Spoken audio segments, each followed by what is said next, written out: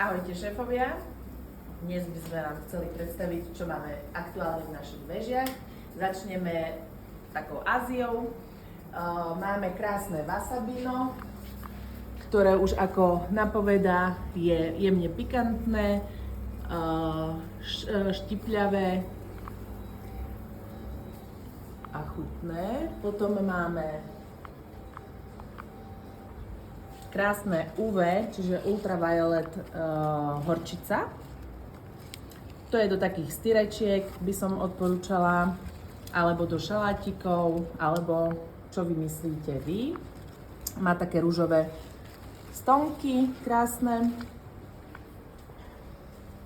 Tu vidíme, tu je ešte UV lights.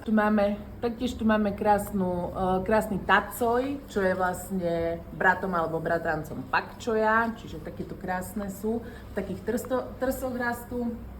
Tu vidíme krásnu komatsunu, krásnu zdravú komatsunu. To je japonská horčica, alebo taký horčicový špenát. Takisto to používajú ako my špenát, tak tiež nejaké styrečka, šalátik, pekná výrazná chuť. Taktiež k Ázii tu máme ešte, aby sme nezabudli na shiso. Táto je bikolórka, čiže dvojfarebný, fialový zo spodu, z vrchu zelený. Krásne fragrantný, perfektne vonia, perfektne chutí, naozaj intenzívne. Čiže veľmi dobré chrumkavé listky. Tuto väžu sme naplnili Bright Lights Mangoldmi, ktoré hrajú krásnymi farbami. Vlastne menšie, krásne do šalátikov sa dá používať, alebo väčšie zase nejaký styrečko, alebo nejaký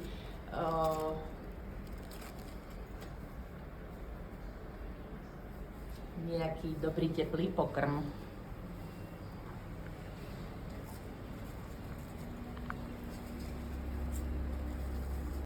A finišujeme a zakončujeme Áziu čínskou pažitkou, ktorá je vlastne cesnaková pažitka. Teraz prechádzame na kely. Kelov máme niekoľko, napríklad Red Russian. Máme aj niekoľko veľkostí, buď veľké alebo menšie, takže toto je Red Russian.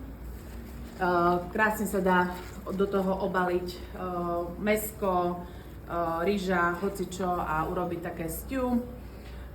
Potom máme kučeravé kely, červený kučeravý kel, aj tu je, áno, červený, má krásne fialové žilky, alebo potom sú zelené kučeravé kely. Nesmieme zabudnúť ani na tento krásny čínsky kel, ktorý vlastne chutí po takom mladom kalerábe, čiže toto je taká bomba, by som povedala.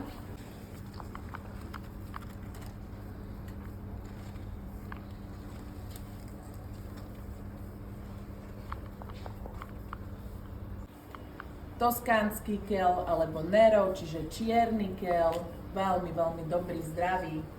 Ešte, aby sme nezabudli ku kelom, vieme, tu sú brokolicové listy alebo fiolaro, ktoré výborne chutia po tej brokolici a takisto sa dajú obaľovať do hocičoho, hociaké mäsko alebo len takto sotečko.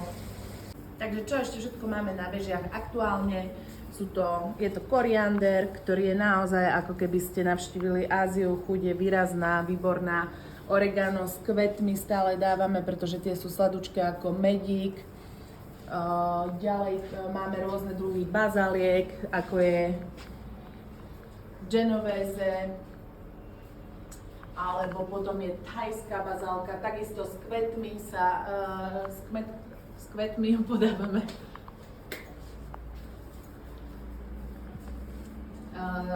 Tu máme mexickú bazálku, ktorá nádherne chutí a vonia po škorici. Tu je ešte thajská, krásna s kvetmi. Ďalej máme tiež purpurovú alebo fialovú bazálku.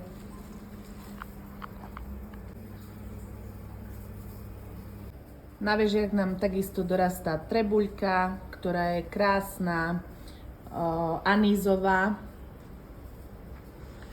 Taktiež máme fenikel, vňať, naša liana, kapucínka, pravej idú aj kvietky, čiže kvety sú takisto k dispozícii. Do dezertov a drinkov, nápojov máme krásne mety. A taktiež do dezertov veľmi vhodné prírodné sladivo je stevia. Je naozaj veľmi sladká, takže či do drinkov alebo naozaj do tých dezertov je veľmi vhodná. Takisto naša slovenská krásna bylinka kôpor s jeho kvetmi, nádherná chuť, veľmi výrazný kôpor.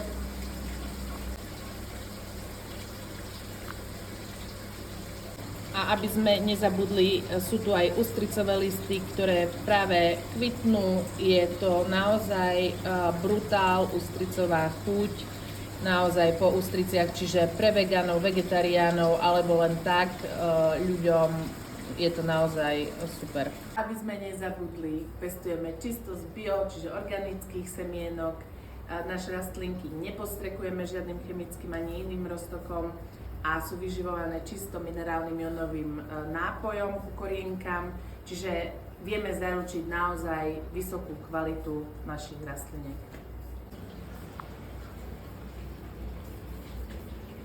Takže, milí šéf kuchári, ak vás naša ponuka zaujala, budeme len radi, ak nás oslovíte, popýtate sa, čo potrebujete, na akú príležitosť, udalosť a my vám radi. Dnes objednáš, zajtra dostaneš. Pa!